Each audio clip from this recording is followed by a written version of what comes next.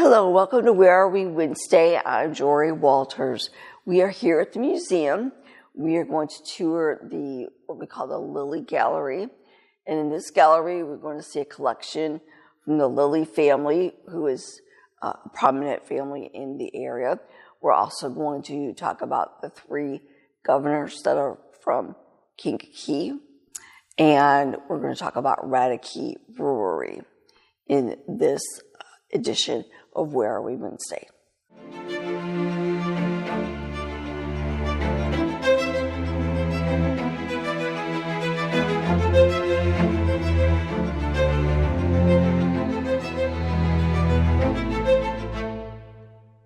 We are going to start with Ludington Small, Governor Small. He was governor in the 1920s.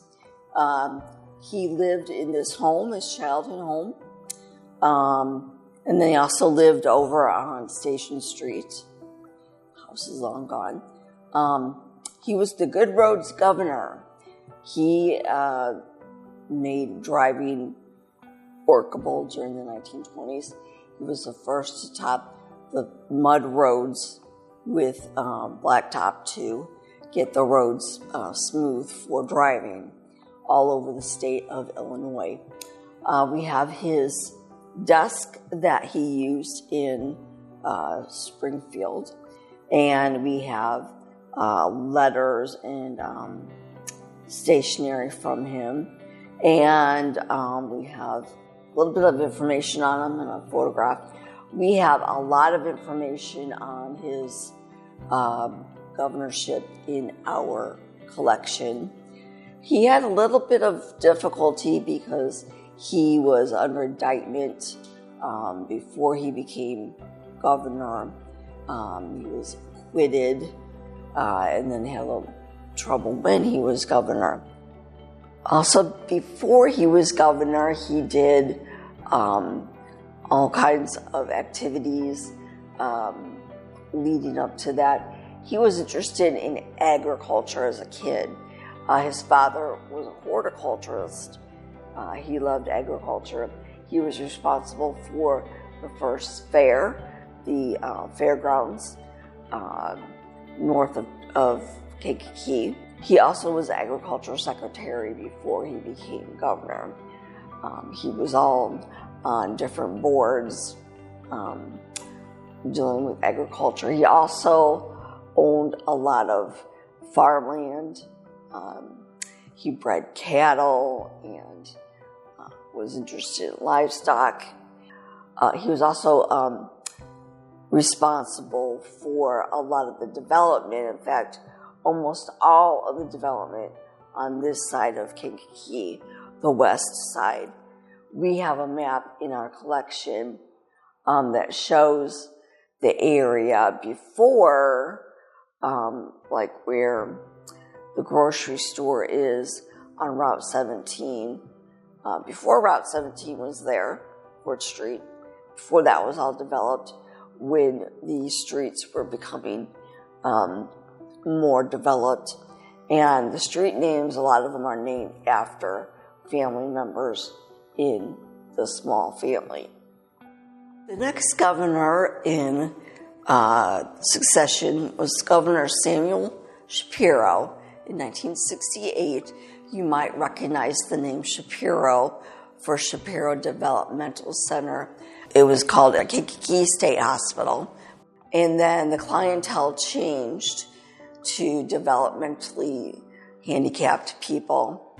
And it was named after Samuel Shapiro. He was the mental health governor, really concerned about his issues regarding mental health. Now, he was not elected. He was actually lieutenant governor, and he was promoted when Governor Kerner was appointed to the federal judgeship. Now, he was governor from 1968, but he did not seek re-election. And also, he is Jewish. And the Jewish synagogue was formed with help from Governor Shapiro. It's no longer here, but the building is still here. And this building, where the Jewish temple was, is connection to another person I'm going to talk about in this video, James Lillie. There's a connection there. All right, the third and final governor in order was Governor George Ryan. He was governor from 1999 to 2003. He had his degree in pharmacy, and his family owned a family pharmacy here in town. He served 5 terms in the Illinois State House of Representatives, and was lieutenant governor and 2 terms Secretary of State. This is his desk that he used, and some official stationery that he used. This is official governor's mansion, executive mansion, that families for the governor have lived there since 1855. And we also have the current Springfield state capitol since 1836. He had a little bit of legal trouble as well.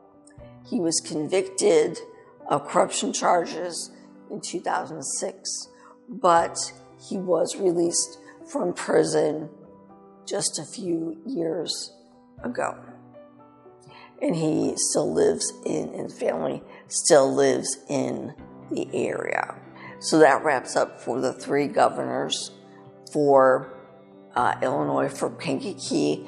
We have a lot more information on all 3 in our collection, and I would be happy to share with you more if you're interested. Just let me know. The next area in this gallery, the little gallery, we have a display on the Radeke Brewery.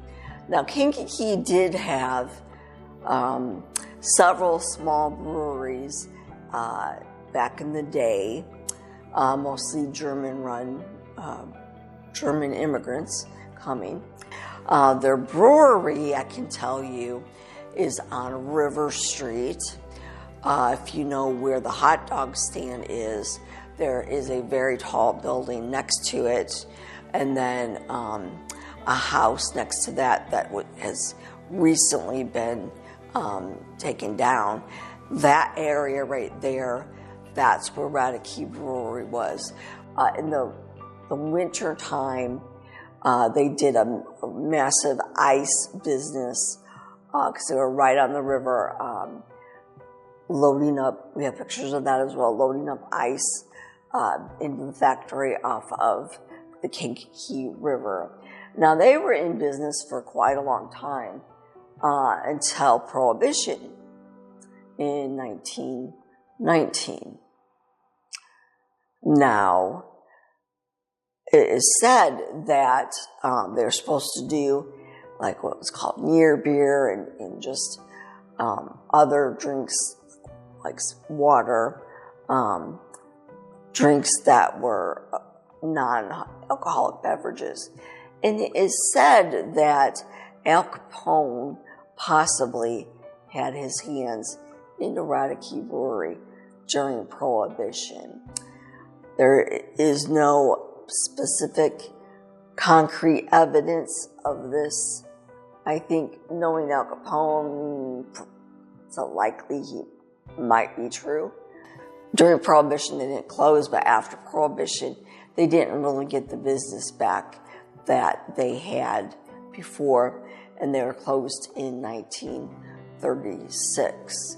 They were a prominent brewery, and they sold a lot of beer. We have a lot of different artifacts. We have more in storage as well. This is a refrigerator that they used. This is actually, these were off of the building that they used. They used wagons before cars to deliver and to do advertising. Distilled water, that's what I was trying to say.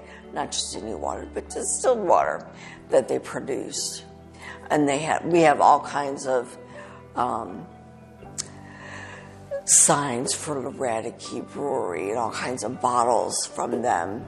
This table as well, and this table had things down there for brewery, for mugs to be down here, and I'll show you one.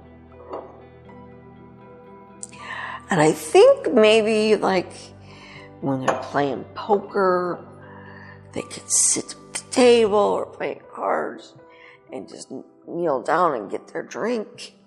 We have crates in the back for Radeke Brewery that they used.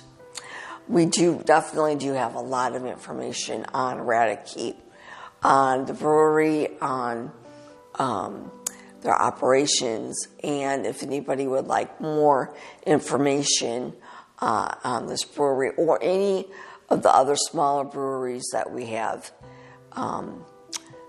then let me know. The last area we're going to talk about in this gallery, whose gallery is named after, was James Lillie, and the artifacts that you're going to see are from the Lillie collection that were donated, okay? Now, James Lillie was a very prominent citizen. He was responsible for building some of the wonderful things in the community. He was responsible for the original buildings at the Illinois Eastern State Hospital, which also known Kankakee Hospital, also known as Shapiro, the arcade building downtown, and the First Presbyterian Church, and also the Riverview Hotel, which I will do another time as well. Now, his home, I told you for Samuel Shapiro, where the synagogue is, was where James Lillie's house was. Now, his house, also known as Briggs Lillie House, Lillie Bear House, this was a very unique design in this house. This house became a Riverview hospital for some time before it was raised. It's on Harrison Avenue and River Street. This is where his family lived. Also, there is a steamboat named the Minnie Lillie, which Captain Gauger named after Lillie's daughter. He was a very prominent person in the community, and we've also, I believe, done him for Cemetery Walk as well. Now, these are some of the furniture pieces from the James Lillie collection. Very interesting furniture designs, and some of the other items. The fireplace mantle also was in the home. He lived during what we call the Gilded Age in America. That was after the Civil War, and there was Reconstruction going on. That's when the titans of the capitalists, the oil barons and steel barons, all of the famous Rockefellers, etc., really had a windfall with their businesses, and this time was a time of wealth in our nation. There were many prominent citizens in Kankakee that were also part of the people who really succeeded during this period of American history. And you can tell by the furniture that he had a little bit more money. This was a piece of furniture I'm referring to. Can you imagine having this in your living room or your dining room today? Definitely a piece of furniture from the Gilded Age period. Very big and very dainty, very ornamental. These items are from different families. The furniture is from Lillie, but some of the other items are from other families that were donated to here. And this has been in our collection for quite a long time. Now, I do have also a very good portfolio of information on James Lillie and his career in Kankakee and his history, if you are also interested in looking at that. Now, this room, the museum store, and then the other room on the other side, which we're going to go to later, formed the first couple of rooms for what was called Kankakee County Museum Historical and Arts building, because the Kankakee Art League was also housed in this building, and they built this room specific for the artists for when they drew or they painted.